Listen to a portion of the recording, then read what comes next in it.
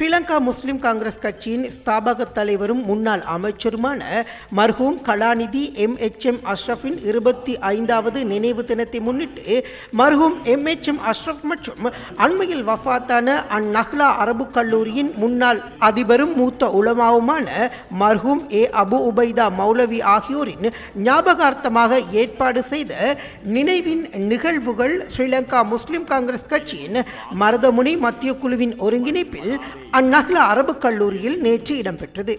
அரபு கல்லூரியின் தலைவர் சிரேஷ்ட சட்டத்தரணியும் பதில் நீதிபதியுமான AM பதுர்தீன் தலைமையில் நடைபெற்ற இந்த நிகழ்வில் வரவேற்பு உரையினை கல்லூரியின் செயலாளரும் மருதமுனை ஜமியத்துல் உலமா சபையின் தலைவருமான அஷேக் அகமது அன்சார் ஃபலீல் மௌலானா நிகழ்த்தியதோடு பிரதம அதிதியாக கலந்து கொண்ட ஸ்ரீலங்கா முஸ்லிம் காங்கிரஸ் கட்சியின் தலைவரும் முன்னாள் அமைச்சருமான பாராளுமன்ற உறுப்பினர் ரவுஃப் ஹக்கீம் அபு உபைதா மௌலவியை பற்றியும் மறைந்த தலைவர் MHM அஷ்ரஃப் அவர்களின் ஆற்றல் ஆளுமை குறித்தும் இங்கு உரையாற்றினார். என்னுடைய தந்தையார் கற்பித்த பாடசாலைக்கு அவருக்கு பிற்பாடு அதிபராக வந்து சேவையாற்றி நானும் கல்வி கற்ற அந்த பாடசாலையில் அண்மையில் தான் அவருக்கும் ஒரு பாராட்டு விழா நடந்தது.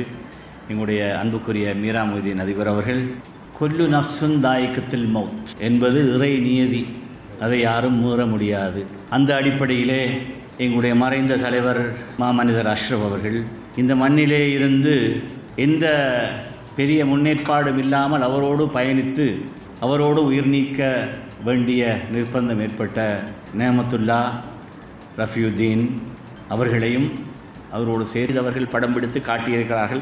அந்த புத்தகத்தை நீங்கள் வாங்கி படிக்க வேண்டும் என்று பணிவாக கேட்டு, எல்லாம் வல்ல இறைவன் இந்த ஷஹீதுகளுக்கு எங்களுக்கு மத்தியிலே இருந்து பிரிந்த இவர்களுக்கு அவன் குர்ஆனிலே சொல்வதைப் போல ஃபதுஹுலி விபாதி ஃபதுஹுலி ஜன்னதி என்று அழைப்பு விடுக்கிற பாக்கியம், சொர்க்கத்துக்கு நுழைவதற்கான அழைப்பு விடுக்கிற பாக்கியம் அவர்களுக்கு கிட்டுமாக என்று பிரார்த்தித்து பணிமன்போடு விடைபெற்றுக் கொள்கிறேன்.